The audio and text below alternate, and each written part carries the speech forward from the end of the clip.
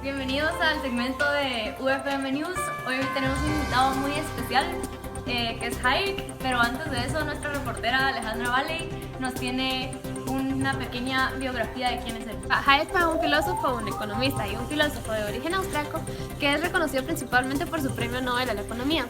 Él es conocido más que todo por su pensamiento sobre el liberalismo y sus críticas no solo al socialismo, sino también a la economía planificada. Bienvenidos al segmento de entrevistas de UFM News.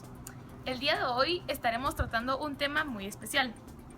Filosofía es la preocupación por el ser de las cosas y el conocer de las mismas. En ese espíritu, la filosofía se plantea cuestiones proporcionalmente universales. Dentro de esas cuestiones se encuentra la vida en sociedad y todo lo relacionado con ella. Una obra que se ubica dentro de tales inquietudes es Los fundamentos de la libertad de Hayek.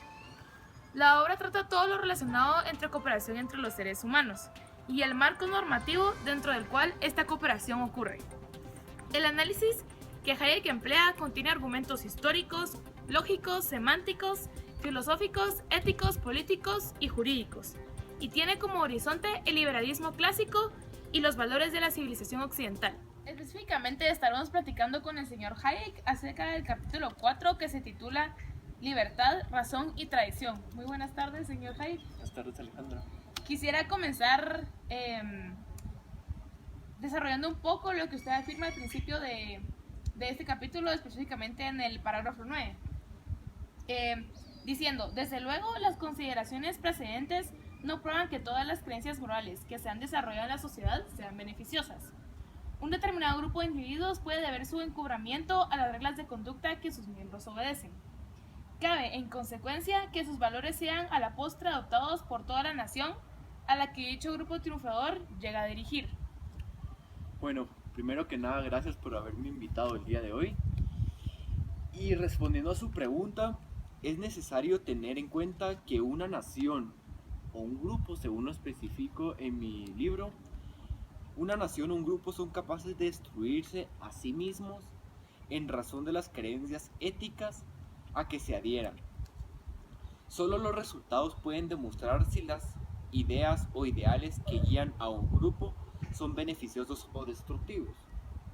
El hecho de que una sociedad considere las enseñanzas como la encarnación de toda verdad no significa que tales enseñanzas no puedan constituir la ruina de esa sociedad, en el caso de que los preceptos que entrañan se respeten con carácter de generalidad. Por supuesto. Sí. Y también aquí encontramos un problema, ya que pudiera muy bien ocurrir que una nación se destruya a sí misma por seguir las enseñanzas de los que consideran sus mejores hombres, figuras casi santificadas, incuestionablemente guiadas por un ideal sin la menor concesión del egoísmo. Muy bien, estoy muy de acuerdo con lo que usted La establece. encarnación de toda verdad no significa que tales enseñanzas no puedan constituir la ruina de esa sociedad, en el caso de que los preceptos que entrañan se respeten con carácter de generalidad. Por supuesto. Sí. Y también aquí encontramos un problema, ya que pudiera muy bien ocurrir que una nación se destruya a sí misma por seguir las enseñanzas de los que consideran sus mejores hombres, figuras casi santificadas, incuestionablemente guiadas por un ideal sin la menor concesión del egoísmo. Muy bien, estoy muy de acuerdo con lo que usted establece. Ahora bien, hablemos de la cuestión importante que surge a lo largo de este parágrafo número 9, que es el siguiente. Es si la legislación ordinaria debería limitarse por principios generales, de la misma forma que las reglas morales de conducta individual excluyen cierta clase de acciones por muy buenos que puedan ser sus propósitos. Claro, si avanzamos un poco más en la lectura, ahí he explicado que tanto en política como en las acciones individuales existe una gran necesidad de reglas morales de conducta y tanto las consecuencias de sucesivas decisiones colectivas como las decisiones individuales serán beneficiosas únicamente si están de acuerdo con principios comunes. Y realmente yo considero que ese principio es la libertad individual, lo cual es lo más importante. Claro. Ahora bien, muchísimas gracias por comentar esto y hemos llegado a la parte más importante y la parte más fundamental de la entrevista. Si ustedes me pudieran responder a la siguiente pregunta. ¿Cree usted, señor Hayek, que es apropiado decir que la civilización humana tiene vida propia? ¿Que es esta civilización un ser independiente que se mantiene a sí mismo? Bueno, la verdad que yo, empezando con esta respuesta, quisiera empezar diciendo de que es necesario decir que el hombre actúa de una forma racional. Teniendo en cuenta esto, existen muchos que se preguntarán qué función le queda a la razón en la ordenación de los negocios si la política de libertad exige tanta abstención de control deliberado, tanta aceptación del desarrollo no planificado y espontáneo. Digo esto porque la libertad es necesaria para que exista un orden espontáneo en la sociedad. Claro.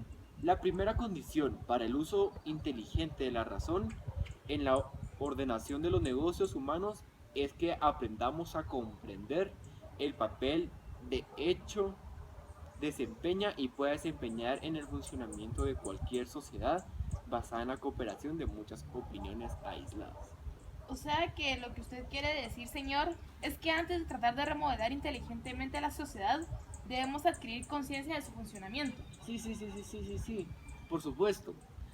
O sea, por lo que concluyo para responderte, en efecto, hemos de aprender que la civilización humana tiene una vida propia, que todos los esfuerzos para mejorar las cosas deben operar dentro de un cuadro total que no es posible controlar enteramente, cuyas fuerzas activas podemos facilitar y ayudar únicamente en la medida en las que la entendamos.